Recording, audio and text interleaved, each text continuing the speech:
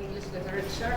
I worked as a trainer in the American Center and a member of the numbers. Yeah, I worked as translator in the CBDS and now I'm working in London Center. Excellent. Cool. So writing is very relevant to you. Yeah. Excellent. Anyone else is new today? Or that everybody was here? Okay, so why don't you talk about yourself? My name is Yahya Balawi, and just a student of the Islamic University, civil engineering. I'm just interested to English, language, writing. Cool, awesome. So you're the first non-English major in our lecture. Hello, Mahmoud. I am industrial engineer as well. Yeah, sure. So he's the second. He's the second. Okay. Be more You want to be first? No. Okay. ما قبضناش من وراها first. Before we move on to our lecture today, let's just review what we did last class, really quickly. We did, or last lecture, we did, I'm used to giving classes. We did a comparison between news articles and feature articles. So what is the biggest difference between the two, if you remember? Do you remember? Yes. Yeah, go ahead. News generally gives you solid facts, Solid facts. information, whereas in feature writing you face personal information, something you feel, something you sympathize with. Right, so in the news articles, usually it's just facts, numbers, quotes, even the quotes themselves, they carry facts and numbers. But for the feature articles, it's more of a story, more of a, it has the human side to it, rather than just facts. Go ahead. The news articles and the information in the news articles are ordered according to a particular order, which is according to Importance. Yes, yeah, very true. Exactly. So we start with, for the news, we start with the most important and relevant information. And if you read them, you are done, and you will get whatever the article is saying. And then so the very important is at the top, the important is in the middle, and the least important at the bottom. The news story is timely. It's timely? Yeah, while the human or feature stories have no time boundaries. Exactly. So for the news articles, if something happened and you did not cover it, how's nobody's gonna read it? Because they read it somewhere else. But for the feature article, this is something you write in particular, and nobody's going to steal your story because it is talking about a certain experience. It doesn't matter if you write it within a week, within a month. So it's not as timely as the news article. Any other differences? news stories are given from an objective point of view, but the feature writing is given from a subjective perspective. Mainly the interviewee's perspective. Yes. Subjectivity is there. Yeah. Although we try to be objective. Yeah, but most of the news articles aren't as objective as they want to be, especially Western media. Yeah. But this is a good an important difference. Yeah. Can we say that news articles are objective while feature articles are subjective? Yeah, that's what she said. Yeah. And we can say that. It's okay. That's fine. Because the purpose of feature article is to give the opinion of that one person, and opinions are always subjective.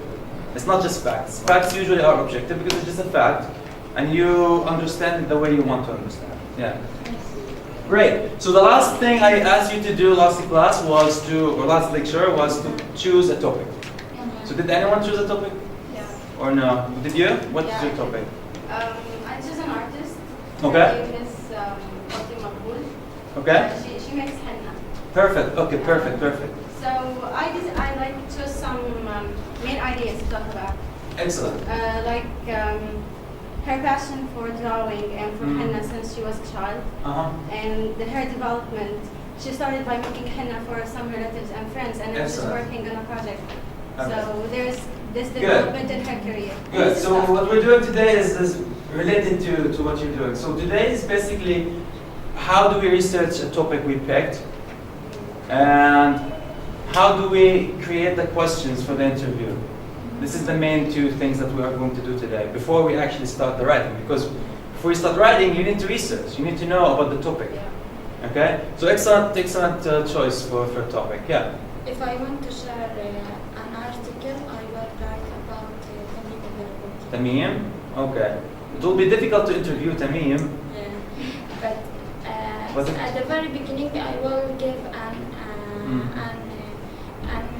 a very short introduction about his life. Okay. After that, I will choose one aspect of his life? aspect Yeah. of his writing, Oh, okay. of his style of writing, Okay. and then I will give some codes, some examples. Okay. Maybe. I mean, At the end, he has I he has a profile on Facebook. Maybe you could message him and maybe He's he an might actor. respond. I mean, you never know. Yeah. You never know. Yeah. You should try. Yeah. Go ahead. For me, as I used and still work for the Mubadirun project for Okay. supporting innovative ideas which can be turned into income-generating activities. Mhm. I've already finished editing 20 success stories Oh, wow. for those entrepreneurs who managed or succeeded in having their ideas, having them as new startups launched. Oh, okay. So this is more about an issue, not about a person. Yeah. No, actually, it is But the project itself. contributed to the individuals as well. Of course. So I've 20 different stories with 20 different products or services, which is Mhm. newly introduced to the markets, either globally or locally or regionally as well. Excellent. That's So inshallah, I'll choose one, inshallah, and I'll evaporate Okay, I see. the story, inshallah, to be a whole Excellent. or complete features. Good. Excellent topic so far. Excellent. So let's start with. So after we choose the topic, what do? You have to research. Okay. You have to know as much as you can about the topic you chose to write about, as much as you can. So you have to read either online. You have to read online. You have to if there are books available for your topic, you should try to find some books. Newspapers is a very good resource. Journals, whatever they are, you have to read and gather as much information as you can. It is much better to have extra information than to have no information at all. Okay? And it is very important when you engage with this topic is to be as objective as possible. Meaning, do not have prejudgment about it, and do not have preconceived opinions. Everybody has opinions, of course.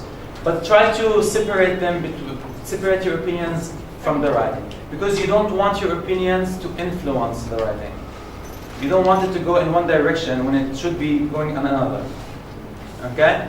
So this is why we can't say, describe the feature writing as subjective.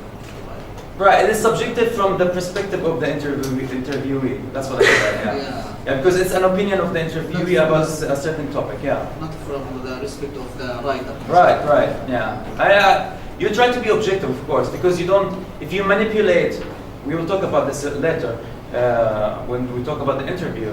But when you get a quote from the person you are interviewing, you have to give it in the full context. Yes. Don't put it in another context because this will be immoral. You're manipulating the interview. So yeah, that's what I mean when we try to be objective. Okay? So if you have opinions, put them aside. I chose a topic for us to work as an example, and then through this example you can work on your own articles. Okay? So my topic is brain drain. Brain drain, well, what is brain drain? Good, let's go look it up. So I did. I went to Google and I wrote, what is the brain drain definition? And I found Investopedia article about it. Basically, brain drain, so we have to take notes. As we research, we need to take notes. So we have the definition. Okay, definition, which is smart people, usually highly qualified. And when I say highly qualified and skilled, highly qualified and skilled is same. So when we say that, we mean doctors, engineers, surgeons, people with PhDs, master's degrees, leaving the country. Leaving not just to work, but to live abroad. Okay? So now we know the definition. Good. Let's move on. So here in the definition, they talk about the dangers of brain drain. How, if a country loses all of its intellectuals, how is it going to improve? So this affects the development of the country. But I'm not interested in that, so I'm not going to mention it. In my So again, I went to, so that was brain drain in general. But I want to talk about Gaza case. So I went to Google again, brain drain in Gaza. I found a couple of articles, and I found a journal, some study. They did some survey, asking people questions. I thought, well, this is going to be useful. So our first example would be an article from Al-Monitor. This is written by a journalist, what's his name? I forget his name. But he had an issue with earlier. This was written in 2014. So this is, you have to take it into consideration when you collect information. Gaza's brain drain. In the intro sentence, he talks about Dr. Marwan Sadek. Okay, he's a heart surgeon. He's very skilled, highly qualified. I think he called him the most popular surgeon in Gaza Strip. He immigrated from Gaza Strip in 2013 to work in Austria. Okay? Now we know that it's true. People are highly qualified leaving. Good. We move on to the middle. I took some parts of the article. We're not reading the whole thing. Ra'id al-Adal, head of the Independent Commission for Youth Rights, whatever. Another PhD holder from Gaza Strip. He was fired from an Islamic university. More information about it. But anyway, let's see, why did he immigrate? Because we're looking for reasons. We're looking for reasons. Okay? He said, the Islamic University fired a large number of professors and rare specialists because of the financial crisis, economic. Okay? Economic reasons. As a result, most of them have immigrated and others are getting ready to. They are trying to leave. Added to that, many professionals have been fired due to austerity measures by institutions like us. So again, all these are economic reasons. Go ahead. No problem. So all of these are economic reasons. He goes on. He says, some news reports claim that thousands of Gazans immigrated. We have statistics now. Okay? So we have statistics. So we try to collect more information. We have statistics.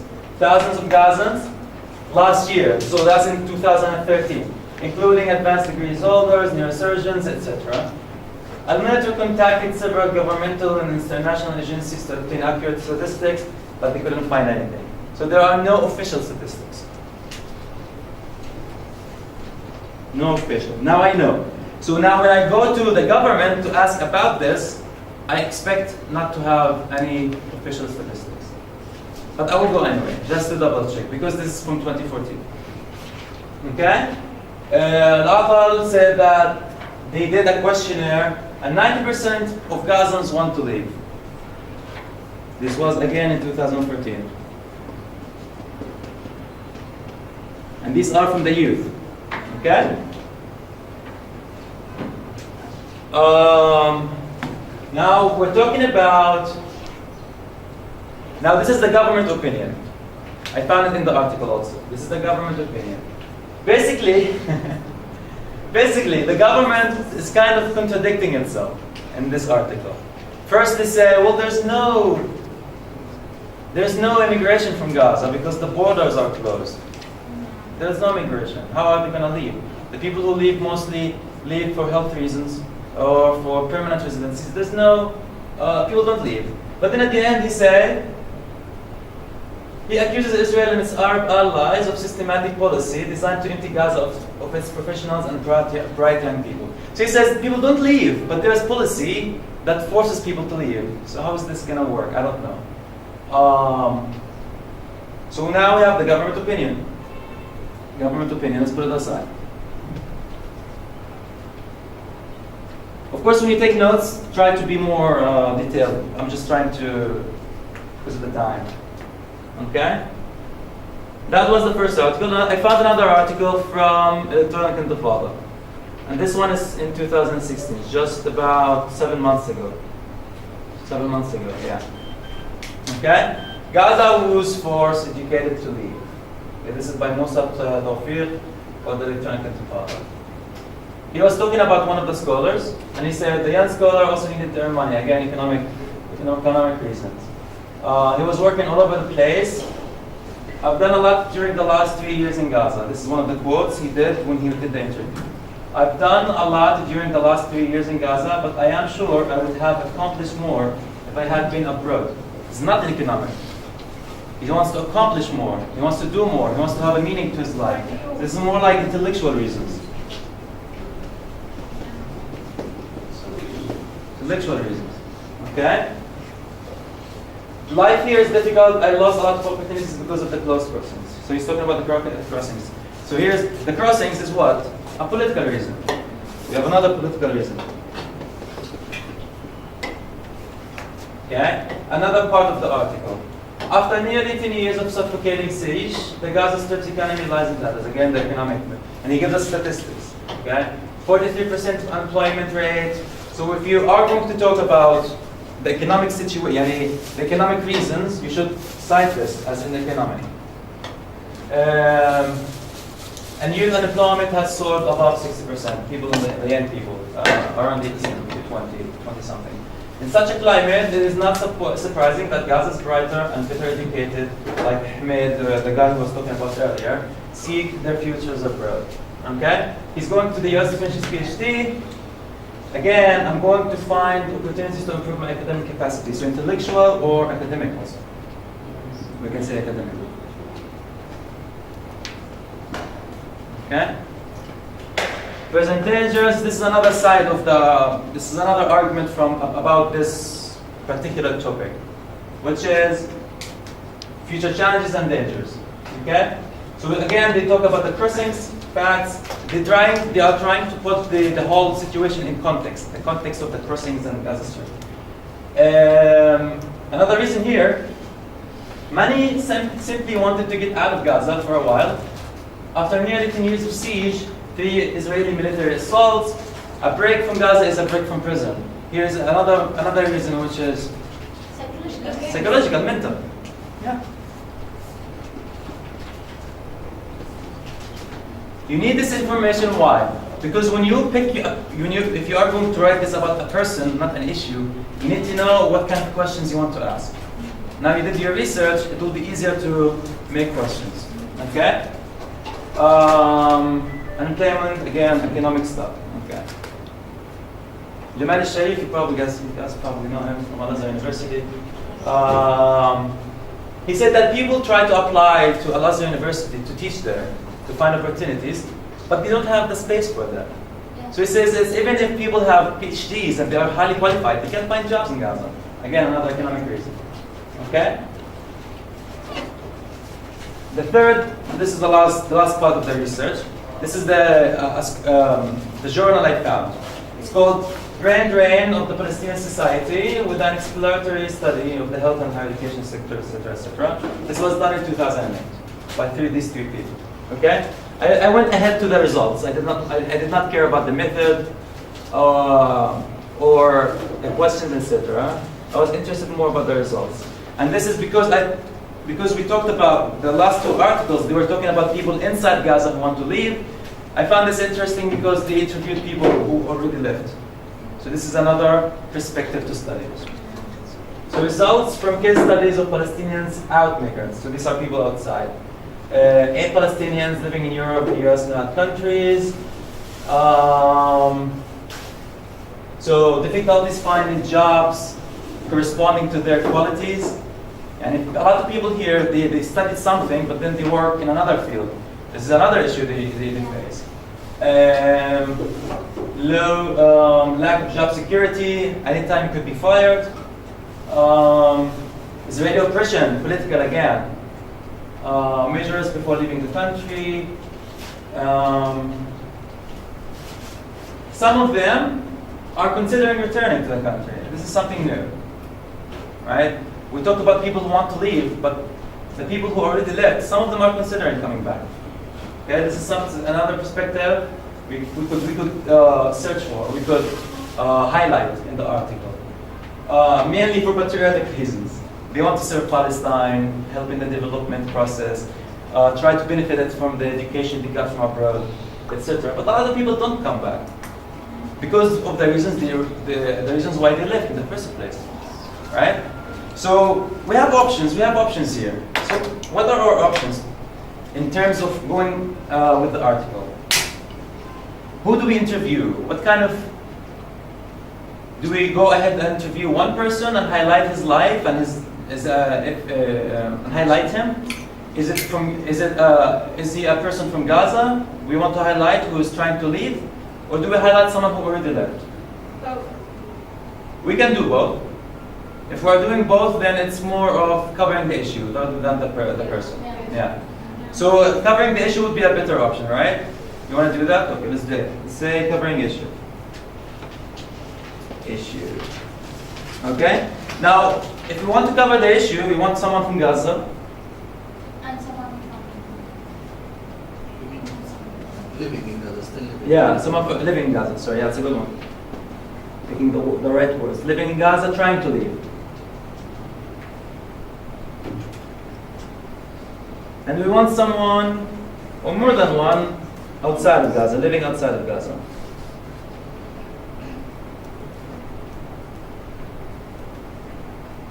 Now, the articles we read, who were they focused on? Young people or older people? All people. Highly qualified people, skilled people. Surgeons, PhD holders, professors at the university. So this is already covered. So what should we do? Should we cover people already, highly skilled people or young people? something new. Something new. So young people would be one of the best options. So we should go with young people. So young people would be in college, people already in college in Gaza, Graduated. or graduate or trying to get their masters abroad, Yes. who are probably trying to stay abroad after getting their masters, or people who are already or getting their education from abroad, already and left, and trying to stay there. So these are the two options. Or maybe someone was abroad and Came back? Yeah. That's my case. too. Sure. Yeah, you can interview me about Yeah. that. That would be an interesting perspective. That would be an interesting perspective as well. Why would they come back, right? So these are the options. It seems that you regret coming back. I don't regret coming back. But I regret. Nah. It's difficult. It's a complicated situation because it's not. It's like you try to escape Gaza, but then abroad you don't feel as comfortable. You don't think you are as comfortable as you think you will be. So you come back and you're like not comfortable here either. So you're like stuck in between. So I don't know. But I came back mainly for family, for my family. That's mostly it. It's not. Anyway, we can talk about that later. We can talk about that later. Now we're done researching. We want to create questions. I think we should take a break now. And I think we will finish also early today. So now we gathered our information, general information. We want to start crafting our interview. We're not interviewing it yet. We are going to create the questions. And we will see what kind of, what should we do when we are interviewing people. So what kind of questions should we ask? What guidelines should we follow, etc. So that's what we are going to do after that. Let's take a break. Let's say 15 minutes, and then we'll come back. Okay?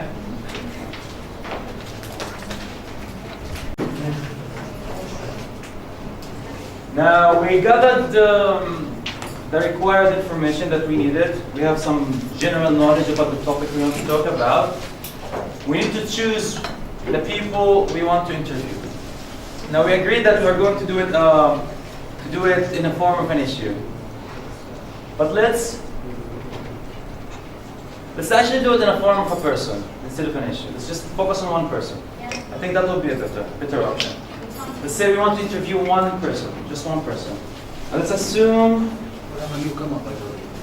Oh, Bayan, yeah, so. Hi.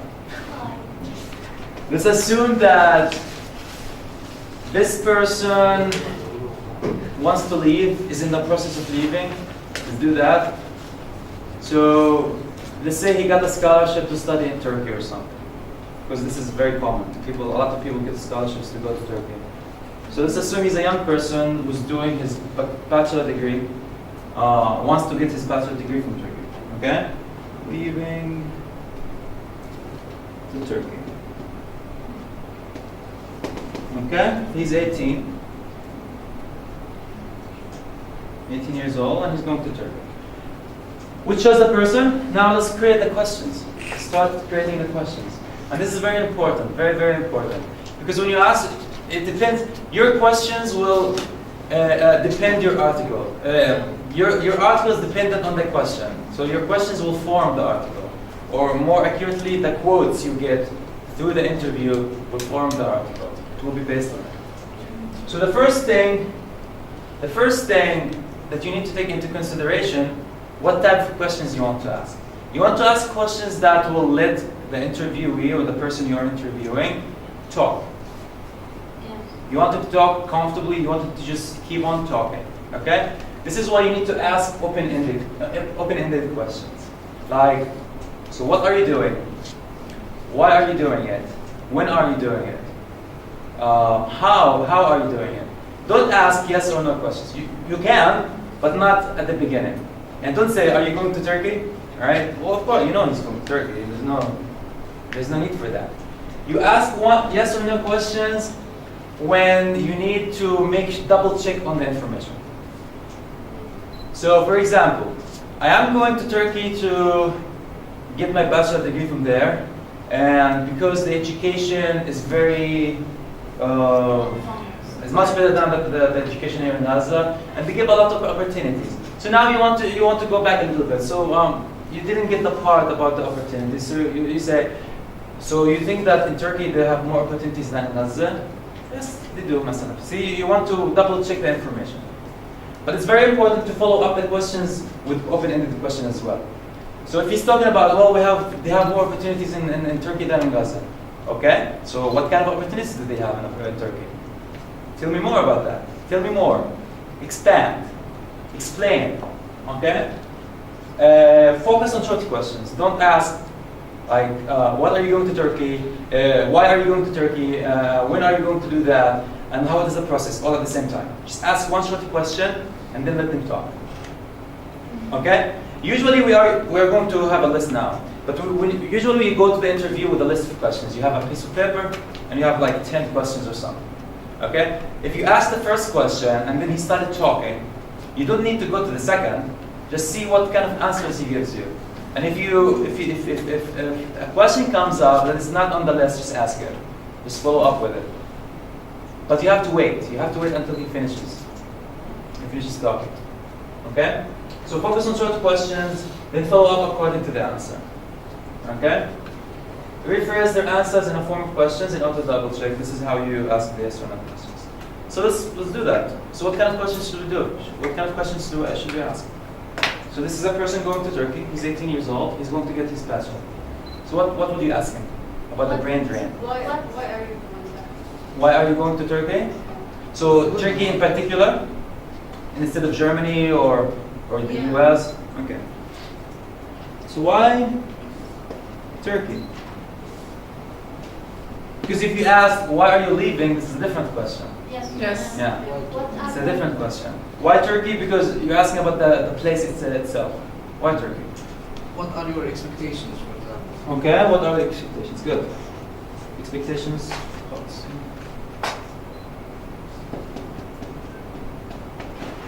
That's a really good question because you can follow up with it. What are your expectations in Turkey? What are your plans? What are you going to do during your 4 years? Then once you start to talk, you will have a lot more questions to ask. That's a good question. What else?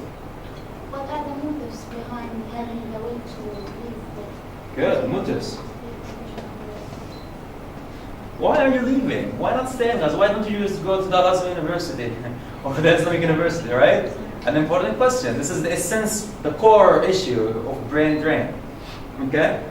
So what are your motives? What else? What are your plans?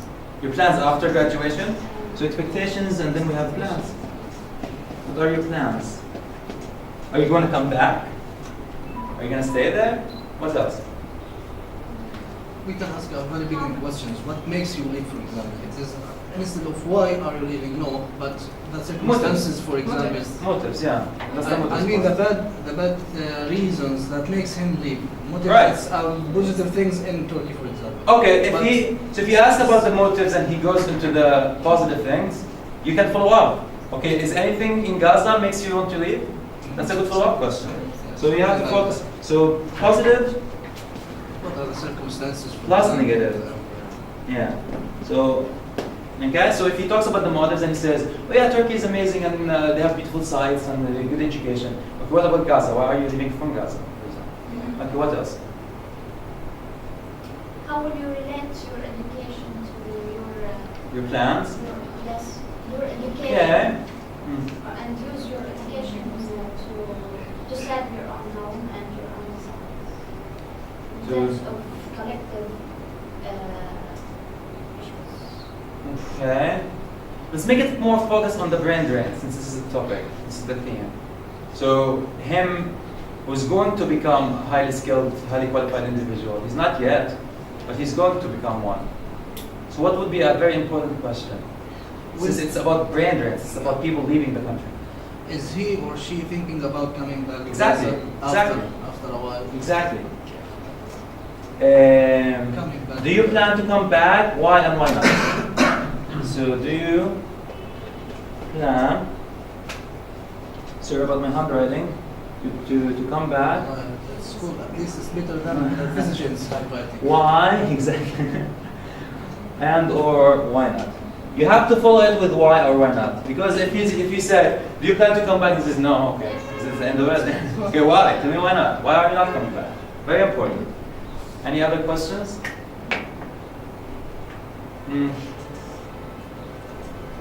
Maybe during his staying in Turkey, for example, what will the contacts with Gaza will be looks like? For example, his contacts or his communication with Gaza. Will he be, for example, contacted to Gaza?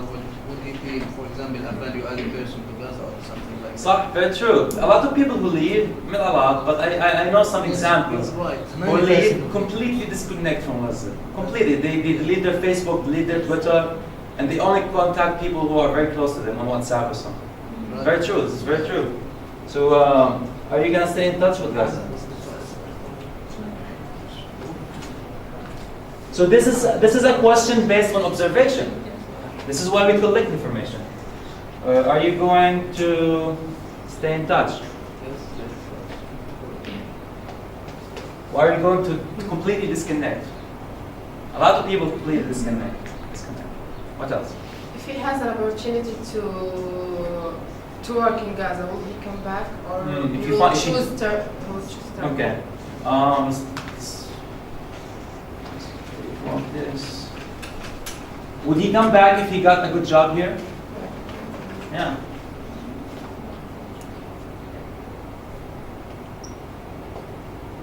Would you come back for a job?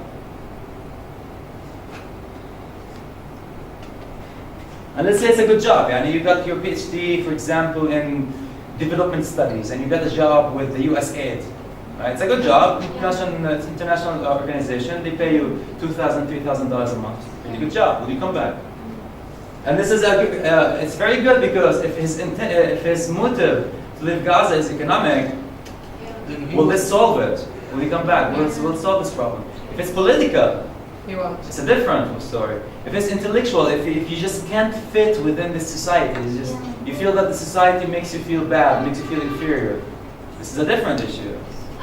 Even if you get paid $5,000, you're not coming back. Are you going to get indulged in the Turkish culture or stay around? Will you try to integrate?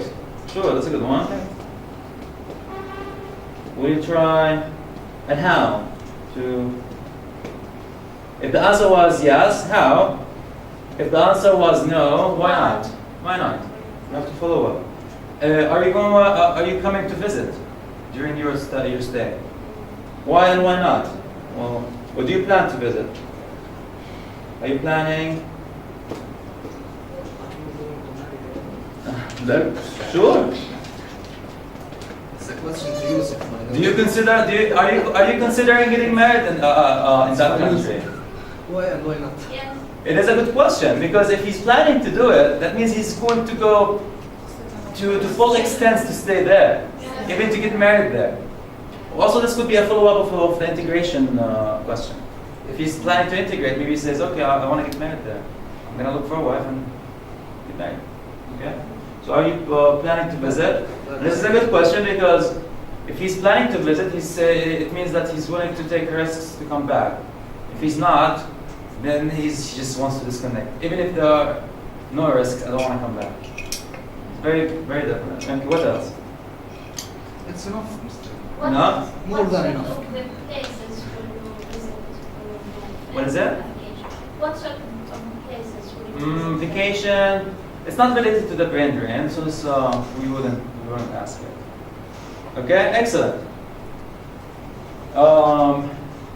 Move on. No, it's better to have a lot of questions than to have no questions. You can always, the best thing you can do in an interview is to be flexible. Don't just stick to the questions you have. Even if you don't have to ask all the questions you have. You just have to go with the flow. I wrote this here, I think. Go with the flow, that's the other one. You have to go with the flow of the interview. Okay?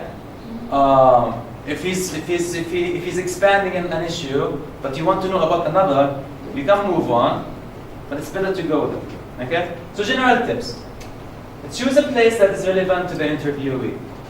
If you are doing an interview, an article about an artist, what would be the best place to make the interview in? A museum. Maybe in a cafe. In a cafe, it could be a museum. We don't have museums in Gaza. Well, unless you count Basha of us. She participates in some exhibitions, so Good. yeah, I can make her that. In an exhibition, or in her workplace, where she draws. She doesn't have a specific place. So it's at home. Where does she draw? At home? Yeah. At home. Where she draws. Because this is where she feels what? Comfortable. This is very relevant. This is where I draw. I will feel passionate about talking about drawing here. Yeah? You need to pick a place that is relevant. Prepare ahead of time, of course. Don't just come there and no questions at all. Establish a relationship with the interviewee that allows him to be or her to be comfortable. Meaning, try to find some common things. If he draws or she draws, you can say, well, I also draw. I enjoy drawing. Talk a little bit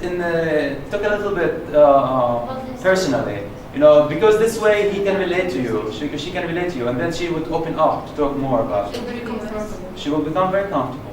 Or if it's, for example, it's about you're going to interview someone who's very old in the camp, for example, in Nusayrat, where I live, for example, and someone told you about him, right? The best way to approach this kind of person is to say, I know Abu Hussein from Mukhayyam Tnain or whatever, and he was my old friend or whatever. You see what I mean? You have to establish a base where you can connect with this guy. Anything, even if it's people common people or mutual people even if it's mutual skills you have, mutual interests. Because if you are talking to someone who's very distant from you, they are not going to be opened up to talking to you as much as they should be. So find common people you might know. Maybe you were sent by someone they know. They're the ones who told you about the guy or the person. Interests, drawing, writing. Maybe it's about a writer or a photographer. Okay? Find something relatable so that they can open up. So you should keep the interview comfortable. You have to keep an open mind. This is a very important point. Never be judgmental. Never. Because if you are, they're not going to answer your questions. And if if you really, really, really believe that you should come back after you study because you want to benefit this country, you're a very patriotic person, right? And then every person who leaves this country has to come back so that they can contribute or give back to the society, right? This is your own belief. But this person says, screw this country, I want to leave. Don't like look at them as if they killed someone, right? You have to just respect their choices and opinions. Don't be judgmental. Don't show it in your face, because this is going to be an interview. There's going to be eye contact and body language. So you have to keep them comfortable. Don't be judgmental. Very important. And treat them with respect. So you have to respect their opinions and their arguments. You have to. A lot of times, you want to push the person doing the interview. You want to ask them tough questions, maybe personal questions. You should, but to an extent. And if you are going to ask someone who's going to leave the country, well, what about your parents, مثلا?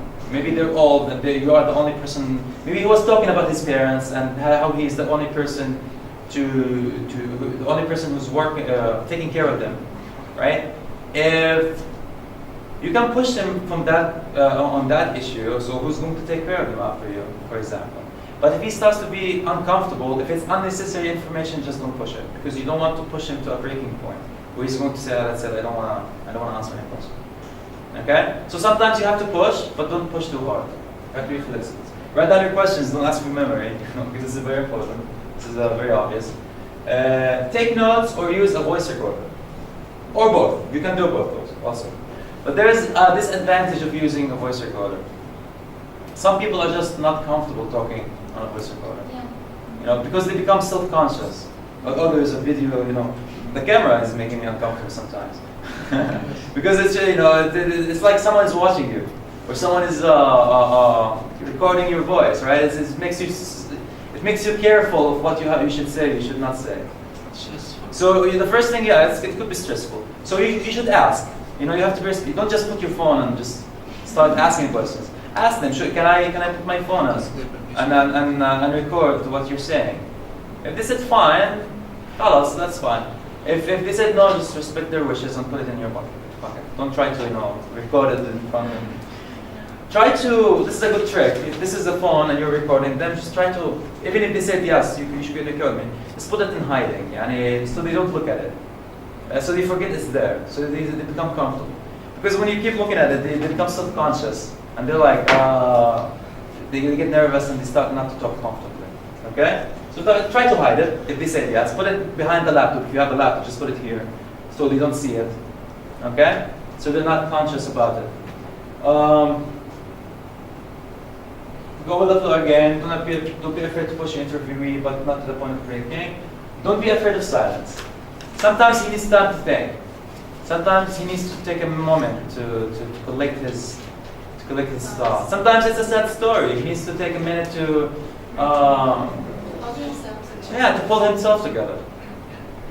So don't be afraid of silence. Just because he's silent doesn't mean he doesn't want to answer questions. Just he needs a moment. Keep an eye contact as culturally appropriate.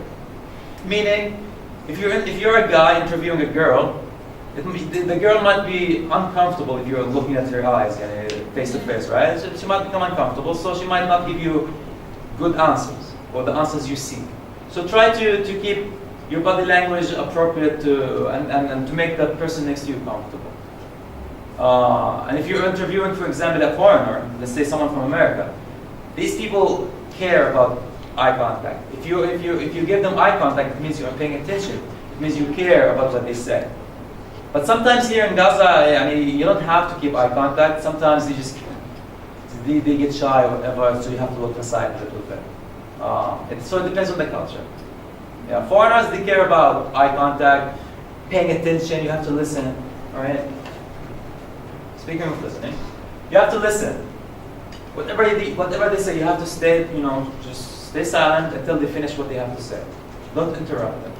Okay. If you have follow-up questions, wait until they finish talking, because they might have something important to say. And also, don't be afraid of details. Sometimes they can talk about so much details you don't even need. It's not relevant to your article. Let them talk. Because sometimes at the end of whatever they're going to say, maybe there's something important might come up. You never know. But if it went for too long, let's try to make it focus. And if you're talking about brain drain, and then they started to talk about their uncles and aunts and nephews and cousins, whatever, it's unrelevant. You're straying away from the topic. Keep it focused on the topic. Okay? Always thank the interviewee for their time. You have to be respectful of their time, because you might need them in the future. So try to be respectful to them. Thank them for their time, for their efforts to stay as objective as possible, to give you their opinions. And once you start writing, you need to take their contact information if you don't have them, and if you only know their house and you went to their house immediately without having their phone numbers or email address, you should ask them for that. Because when you start writing, questions will come up. This happens all the time. You have a good idea about what you want to write about, but then when you actually start writing, things change, you go into another direction, etc. And you need more information about a particular point you did not expand on. Come back to them. Ask them for their contact information, and if they are fine, if you call them back, or if you go to their house again for a follow-up, because you might need it. If not, that's also perfectly fine. Okay? And that's it. That's it about the interview. So the next step is to create a rough outline. We could do that for the next 20 minutes and then we can go home. So now we ask the questions. We kind of have a good idea about what we want to talk about, because now you're done with your research. You did the research about the general topic, and you got all the information you need about your particular issue, You need to create an outline before you start writing. This is very important that you have an outline, because it will help. It will help so much. We can work on that really quickly, and then we can move on. So I would love to do an outline on brain drain. Let's do one outline about one of your topics. So who wants to volunteer their topic to use as an example? Do you want to talk? Do you want to use yours? Okay. So what's? She's an artist, you said. Yeah. Artist. She draws mainly using henna. Yeah. Okay. Artist using henna. Now this isn't the henna part is very important, because this is not Very common. It's not very common, exactly, especially in the West. Also, you need to know your audience, by the way, when you write. Who are you writing for? If you're writing to Palestinians, you don't need to put information about the Palestinian history or the Palestinian context, because they know it. So you can have you can put a little information. But if you're writing to a Western audience, people that don't know the context of the Palestinian-Israeli conflict, whatever, you might need to put more information. So pick your audience. So henna is something weird. If you're writing to the Western audience, it will be interesting. So artist using henna, what would be the outline? You need to choose, we talked about the focus of the article. You need to focus it. So how would you approach it? You tell me. How would you go ahead with this article? I haven't decided yet, but maybe I'll start by introduction. Okay, so what's the introduction like? Maybe about her, about my life. Okay, so Or like, maybe my friend's name, what's her name? Fatima? Okay, so you say, this is Fatima Khatib Yani, and she's 20 whatever years old, something like that? No. Okay, how would you go with the intro? You don't have to be straight. I'm not trying to push you. Just say something so we can. I don't know, maybe something general about Gaza, then I make it more specific about See, the best way to introduce the circumstances which she undergoes and makes her think about that, for example. Could be, that's one option. Do you remember what Pam did with her article about Anas? The one day in Ramadan article? You read this, whoever was here last time. How did she start? Started talking about She started, it was 3 a.m. in the morning, right? Yeah. When Anas wakes up Time to... sequence. Yeah, it was 3 a.m. in the morning. And if Anas wasn't working, he would be eating suhoor with his family. Right? So she started خلاص, she just went ahead with the story. And this is what you should do. Just go ahead with the story. You can introduce it with she was holding her brush, doing a painting on, doing a painting. But it's not a painting on canvas, it's a painting on a body, for example. She's a henna artist whose art extended from thousands of years since it's traditional, whose art has been used for thousands of years or hundreds of years. I don't want to be too dramatic here. For hundreds of years, and then you start to talk about it. But then so you need to know what are the points you need to make, right? So you want to talk about her. So you want to Palestinian heritage, Palestinian heritage. You want to emphasize the Palestinian heritage. especially marriage ceremony. Yeah. When do we use henna? Good point. What else would you talk about? Palestinian heritage. What else? How did she become an artist? And she had this passion since she was a child. Okay. So yeah. So how she became an artist? And she started her career by drawing for some relatives and in weddings, this stuff. Right. Good. And So a good thing to do is to start with what she's doing now and then to go to the history. I think that's one good way to go about it. You should go with whatever you see appropriate. But in my opinion, you should hit them with it, and then how did she learn it, and then maybe what she's planning to do in the future, maybe. So let's talk about the points, and then we can talk about the order. So how she became an artist. What else? What else would you talk about? her current project, she's working on a project for drawing in all cities, all Palestinian cities. During all the cities. Wow. Okay. What else? This is a good one. We should emphasize this actually. Yeah. Maybe we It's a can good start one. by this. This is a She's good the one. latest.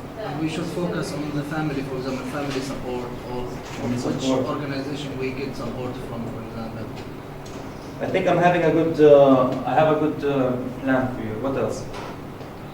Family support. What else? The difficulties she faced. Good. Difficulties. What people think about her drawings. Opinions. Yeah. People's opinions. Her clients, between two quotations, if she will go through business. It could be clients. Girls. It could be also general public. Yeah. Do people like that the fact that she's an artist? Good. Anything else? Yeah, I'd like to reflect on the social media and how she employed Facebook and this stuff on promoting her work. How did she market Good. herself using social Yeah. media or mainstream? Marketing. Mainstream media. Good. See, a good way to go about this this topic, I think focusing. See, you need to pick something to be the main thing, the main thing to cover, and everything else is going to come around with it. It will be on the side, like a filler. So that I think, in my opinion, working on the current project will be the main thing. It will be perfect. Why? Because if you talk about the current project, for example, you want to follow her around in a day, for example, in the morning, whatever her day is like, for example, okay? Let's say her day starts by going to the current project. And then later in the afternoon, she goes to do some individual work outside the project, okay? Now, throughout the day, while you are talking about the project, you will talk about how did she start to like this? Well, first you need to talk about the art itself. What is her art? What is the project about? By talking about the project, you're talking about her art. And then by talking about her art, you need to talk about how did she start, right? And how is this related? Keep it personal, by the way. And sometimes we talk about Palestinian heritage and henna and stuff like that, but her reasons might be different. So try to take. How she feel when she draw? Yeah, how does she feel when she draws? Why does she draw Aslan, right? Why not be an architect, or why not be a photographer, for example? What makes drawing more powerful? Okay, so you focus on the project, and then you move on to these topics inside the project theme. You see what I mean? Then when you talk about the project, maybe she will thank her family for the support they gave her. So now you talk about the family. This is indirectly, you're hitting these points indirectly. Maybe she will talk about the difficulties of establishing this project. Thus the difficulties she faces when she draws in the first place. Maybe she will talk about the people's opinions. Maybe the people's opinions are part of the difficulties. Maybe not. Whatever she says. She will talk about how maybe her clients, people who buy her art, or people she draws on, love her art, etc. But then some people are like to critique. This happens all the time. And it's good to highlight difficulties. You should ask about the difficulties she faces, because you don't want it to sound as if it's an easy ride. Yeah, right. All through the highlighting of the project. Social media. Well, it's a project. She needs social media to do that. Then she talks about her skills in social media and how she promotes herself through social media by talking about promoting the project itself. You see what I mean? Yeah. Instead of talking generally, now it's focused. It's focused on the project and it's focused on the person himself. You see what I mean? So that's one way to go about it. Do you want to do another example, or that's it? Up to you. That's it for today. We will start talking about the actual process of writing next class, inshallah. Stuff like show don't tell, focusing on details, using appropriate language, etc. I'm working on the outline. I think the outline is very important. So for next class, you guys need to, or next lecture, you need to start writing. You need to prepare your questions, know the person you want to talk about, and at the least you could do is work on the outline. But if you actually start the writing process, that would be good also. So you might not know the person you want to talk about. Maybe picking the person will take time. You never know. But anyway, you should start writing. Okay? So next class we will start talking about the writing process. Inshallah. Writing itself. But as they say, half the writing is preparation. If you know what you're talking about, it's easy to start writing. You always get stuck when you don't know what you want to talk about. So this is very important. This is like half the process. Okay?